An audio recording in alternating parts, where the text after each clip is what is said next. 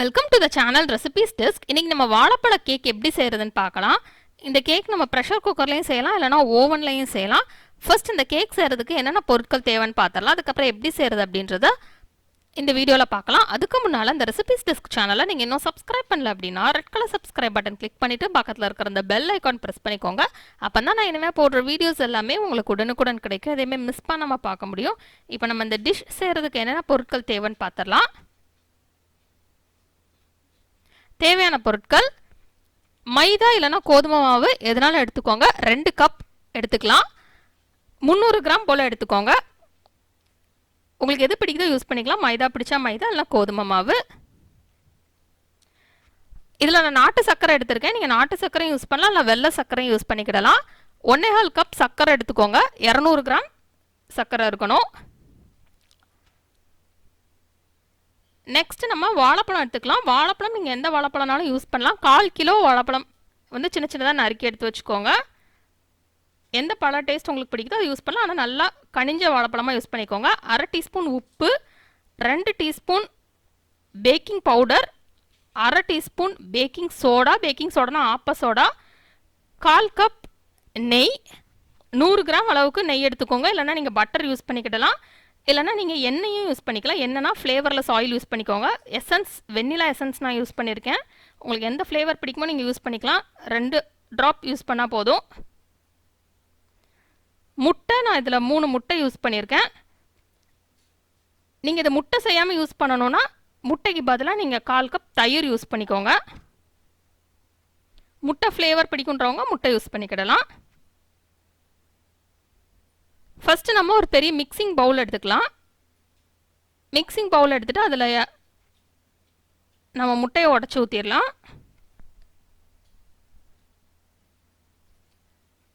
முட்டையை உடச்சி ஊற்றிட்டு நம்ம இதெல்லாம் மிக்ஸ் பண்ணி விட்டலாம். இது முட்டைலாம் மிக்ஸ் ஆகிற வரைக்கும் நம்ம இதை பீட் பண்ணாலே போதும். இதில் எந்த ஒரு பதமும் தேவையில்லை. ரொம்ப நேரம் அடிக்கணும்னு தேவையில்லை. ஜஸ்ட் இந்த முட்டை வந்து மிக்ஸ் ஆகணும். நம்ம நார்மல் ஹேண்ட் விஸ்க்கும் யூஸ் பண்ணிக்கலாம், இல்லைனா நம்ம ஸ்பூனை வச்சு அடிச்சுக்கலாம், இல்லைனா நம்ம பீட்டர் யூஸ் பண்ணிக்கிடலாம். பீட்டர் அப்படின்னா நம்ம குயிக்காக அடித்து முடிச்சிடலாம். 5 நிமிஷம் தான் ஆகும்.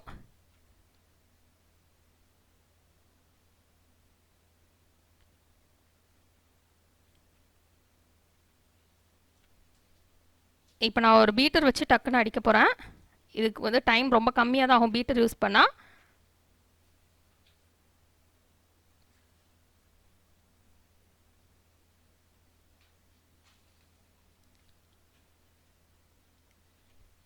இப்போ இந்த முட்டைலாம் நல்லா மிக்ஸ் ஆகட்டும்.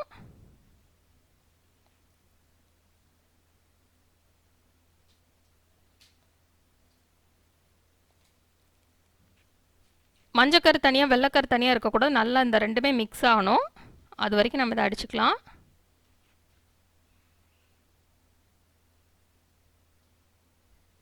இந்த கேக் நம்ம ப்ரெஷர் குக்கர்லேயும் செய்யலாம், இல்லைனா நம்ம ஓவன்லேயும் செய்யலாம்.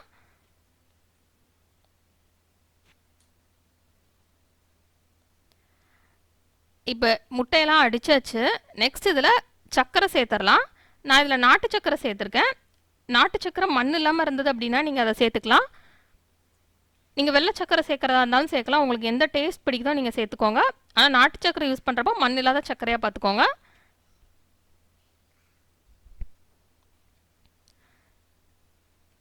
இப்போ இந்த சர்க்கரை நல்லா கரையட்டும். அது வரைக்கும் நம்ம இதை மிக்ஸ் பண்ணிக்கலாம்.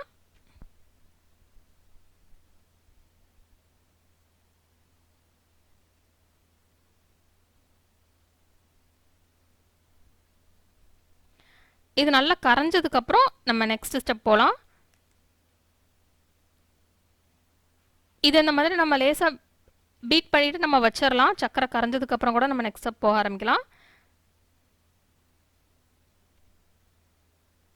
நல்லா இந்த சக்கரை கரைஞ்சதுக்கப்புறம் நம்ம வாழைப்பழம் சேர்த்துடலாம். நீங்கள் எந்த வாழைப்பழம்னாலும் சேர்த்துக்கலாம்.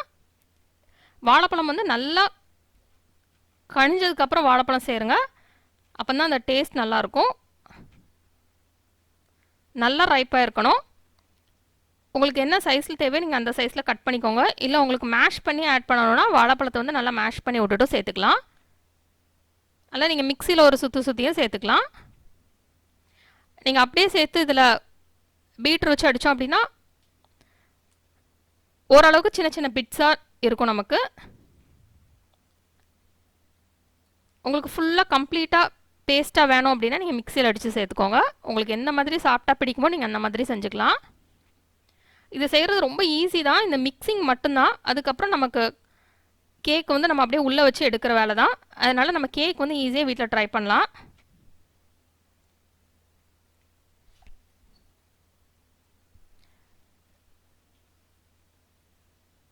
இந்த வாழைப்பழத்தை வந்து நம்ம ஓரளவுக்கு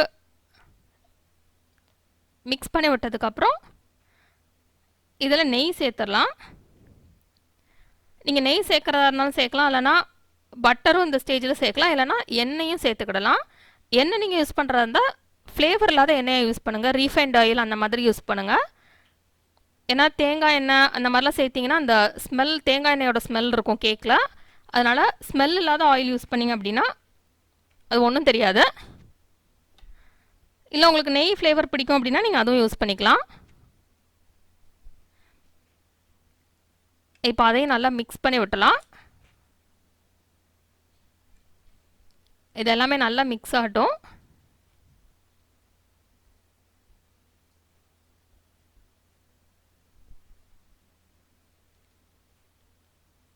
இப்போ இது எல்லாமே நல்லா மிக்ஸ் ஆனதுக்கப்புறம் இதில் நார்மலான உப்பு சேர்த்துக்கலாம். அதுக்கப்புறம் இதில் பேக்கிங் பவுடர் சேர்த்துக்கலாம். அதுக்கப்புறம் பேக்கிங் சோடா சேர்த்துக்கலாம். பேக்கிங் சோடானா நம்ம நார்மலாக ஆப்பத்துக்கு யூஸ் பண்ணுவோம்ல, அந்த ஆப்ப சோடா தான். ரெண்டுமே சேர்த்துக்கலாம். சேர்த்துட்டு நெக்ஸ்ட் இதில் கோதுமை இல்லைனா மைதா சேர்த்துக்கலாம். இந்த வெட் இன்க்ரீடியன்ஸ்க்கு மட்டும் நம்ம இந்த பீட்டர் யூஸ் பண்ணால் போதும். அதுக்கப்புறம் ஹேண்ட் விஸ்க் வச்சு செய்கிறது தான் ஈஸி.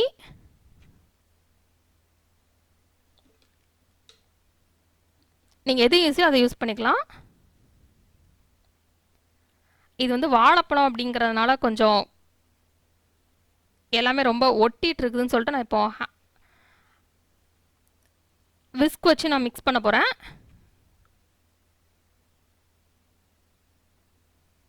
இதில் கொஞ்சமாக வெண்ணிலா எசன்ஸ் சேர்த்துக்கலாம். சேர்த்துட்டு நம்ம இதை மிக்ஸ் பண்ணிடலாம். இப்போ நம்ம மிக்ஸ் பண்ணியாச்சு, நமக்கு பேட்டர் ரெடி ஆயிடுச்சு. இதை அப்படியே பேக் பண்ணிட வேண்டியதான். ஒரு கேக் டின் எடுத்துடலாம்.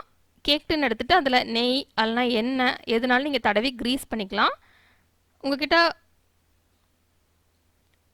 பார்ச்மெண்ட் பேப்பர் இருந்தது அப்படின்னா நீங்கள் அதை யூஸ் பண்ணிக்கலாம். இல்லைனா இந்த மாதிரி நெய்யோ எண்ணெயோ சேர்த்து நம்ம க்ரீஸ் பண்ணிடலாம். அப்படின்னா நம்ம வந்து திருப்பி எடுக்கிறப்போ ஒட்டாமல் ஈஸியாக வந்துடும். அதனால் இந்த மாதிரி நம்ம நெய் இல்லைனா ஸ்மெல் இல்லாத ஆயில் சேர்த்துக்கலாம். ரீஃபைண்ட் ஆயில் மாதிரி சேர்த்துக்கலாம், சன்ஃப்ளவர் ஆயில் அந்த மாதிரி சேர்த்துக்கலாம். அதெல்லாம் வந்து ஸ்மெல் வராது. ஸோ அந்த மாதிரி ஏதாவது ஆயில் சேர்த்து இந்த மாதிரி க்ரீஸ் பண்ணிடுங்க. க்ரீஸ் பண்ணிவிட்டு இப்போ உள்ள கேக் பேட்டர் ஊற்றிடலாம்.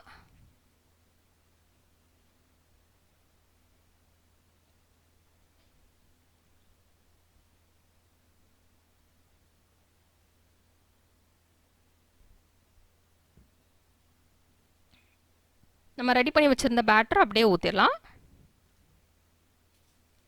எப்போவுமே கேக் டின்னில் வந்து ஹாஃப் எல்லாம் முக்கால்வாசி மட்டும் பேட்டர் வர மாதிரி பார்த்துக்கோங்க. ஏன்னா நம்ம பேக் பண்ணுறப்போ நம்ம பேக்கிங் பவுடர்லாம் போட்டதுனால அது நல்லா கேக் வந்து மேலே வரைக்கும் நல்லா விரிஞ்சு வரும். ஸோ நம்ம வந்து ஹாஃப் எல்லாம் முக்கால்வாசி வரைக்கும் நம்ம இப்போ ஃபில் பண்ணிட்டோம் அப்படின்னா மேலே வரைக்கும் கரெக்டாக இருக்கும். நம்ம இதிலே ஃபுல்லாக ஃபில் பண்ணிட்டோம் அப்படின்னா நம்ம பேக் பண்ணுறப்ப கீழே சிந்திரும். அதனால் எப்போவுமே ஃபில் பண்ணுறப்போ நீங்கள் ஹாஃப் எல்லாம் முக்கால்வாசி மட்டும் கேக் டின்னில் வர்ற மாதிரி பார்த்துக்கோங்க.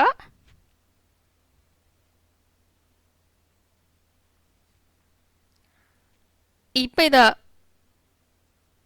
வந்து மேலே டெக்கரேஷனுக்கு எதுனாலும் நீங்கள் சேர்த்துக்கலாம். நான் இதில் பாதாம் கேஷ்யூஸ் வந்து சின்ன சின்னதாக கட் பண்ணி சேர்த்துருக்கேன்.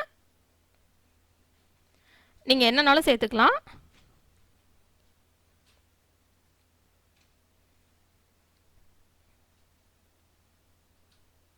இந்த மாதிரி சாப் பண்ண நட்ஸை நம்ம மேலே சேர்த்துட்டு இப்போ இதை பேக் பண்ணிடலாம். நான் வந்து இன்றைக்கி இதை ஓவனில் தான் பேக் பண்ண போகிறேன். ஆனால் ப்ரெஷர் குக்கர் நீங்கள் யூஸ் பண்ணுறதா இருந்தால் எப்படி யூஸ் பண்ணணுன்றதுக்காக நான் இதை காட்டுறேன். ப்ரெஷர் குக்கரில் வந்து நீங்கள் இந்த மாதிரி தண்ணி பிடிச்சி வச்சுக்கோங்க. கொஞ்சமாக தண்ணி பிடிச்சிட்டு இந்த மாதிரி ஒரு சின்ன இந்த மாதிரி ரிங் மாதிரி இருந்தது அப்படின்னா வச்சுக்கோங்க. இல்லைனா உள்ள சின்ன பாத்திரமும் நீங்கள் வச்சுக்கிடலாம். வச்சுட்டு இதுக்கு மேலே அடி கனமான ஒரு பாத்திரத்தை வந்து நீங்கள் உள்ள கேக் பேட்டர் யூஸ் பண்ணி வச்சுட்டு இதை அப்படியே க்ளோஸ் பண்ணிவிட்டு விசில் வைக்காமல் நம்ம வேக விடணும். விசில் வைக்காமல் 45லேருந்து 50 நிமிஷம் வரைக்கும் மிதமான சூட்டில் வேக வைக்கணும். நீங்கள் குக்கரில் செய்கிறதா இருந்தால் இந்த மாதிரி நீங்கள் ட்ரை பண்ணுங்கள். இதுக்கு வந்து விசில்லாம் வைக்க தேவையில்லை. விசில் வைக்காமல் அப்படியே நம்ம ப்ரெஷர் குக் பண்ணிடலாம். மீடியம் ஃப்ளேமில் வச்சு ப்ரெஷர் குக் பண்ணுங்கள். இது வந்து ப்ரெஷர் குக்கரில் செய்கிறதா இருந்தால் நீங்கள் இப்படி செஞ்சுக்கிடலாம். நான் இப்போ வந்து நீங்கள் ஓவனில் தான் செய்ய போகிறேன். ஓவனில் வந்து ஃபஸ்ட் நம்ம ப்ரீ ஹீட் பண்ணிக்கலாம். ஓவன் வந்து ஃபஸ்ட்டு 180 டிகிரியில் நம்ம டெம்பரேச்சர் செட் பண்ணிடலாம். ஒவ்வொரு ஓவனும் ஒவ்வொரு மாதிரி இருக்கும். இந்த ஓவனில் 180 டிகிரி நம்ம டெம்பரேச்சர் செட் பண்ணிவிட்டு ஃபஸ்ட்டு ப்ரீ ஹீட் பண்ணிடலாம். ப்ரீ ஹீட் பண்ணுறதா இருந்தால் ஃபஸ்ட்டு இந்த ஓடிஜி ஓவன் அப்படிங்கிறதுனால ப்ரீ ஹீட்டுக்கு வந்து நம்ம டைம் செட் பண்ணி வச்சிடணும். ப்ரீ ஹீட் ஆனதுக்கப்புறம் நம்ம கேக் செய்ய ஆரம்பிக்கலாம். நம்ம அப்படியே செஞ்சோம் அப்படின்னா கேக் கரெக்டாக வராது. ப்ரீ ஹீட் ஆகிடுச்சு. இப்போ நெக்ஸ்ட் நம்ம டெம்பரேச்சர்லாம் மாற்ற வேண்டாம். டெம்பரேச்சர்லாம் அப்படியே இருக்கட்டும். இது வந்து பேக் மோடில் இருக்கட்டும். நெக்ஸ்ட் நம்ம இதை வச்சு டைம் மட்டும் நம்ம செட் பண்ணி விட்டலாம். இப்போ இதை ஓப்பன் பண்ணி நம்ம பேட்டரை உள்ளே வச்சிடலாம்.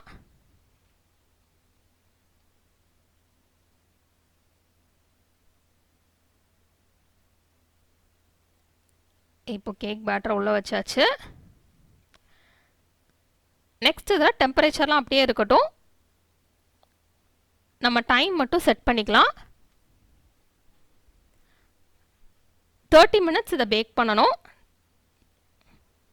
30 மினிட்ஸ் ஆனதுக்கப்புறம் நம்ம டூத் பிக் வச்சு இன்சர்ட் பண்ணி பார்க்கலாம். டூத் பிக் க்ளீனாக இருந்துச்சு அப்படின்னா பேக் ஆயிடுச்சுன்னு அர்த்தம். ஒவ்வொரு ஓவனும் ஒவ்வொரு மாதிரி இருக்கும். அதனால் நீங்கள் வந்து பேக் ஆகலை அப்படின்னா கூட ஒரு 5 மினிட்ஸ் அல்ல 10 மினிட்ஸ் நீங்கள் பார்த்து வச்சுக்கோங்க. இப்போ வந்து 30 மினிட்ஸ் ஆயிடுச்சு. நான் ஓவனை ஓப்பன் பண்ணி பார்க்க போகிறேன். இது எப்போவுமே திருப்பி ஓப்பன் பண்ணிவிட்டு எடுக்கிறப்போ க்ளவுஸ் வச்சு எடுங்க. அது என்ன ரொம்பவே ஹாட்டாக இருக்கும்.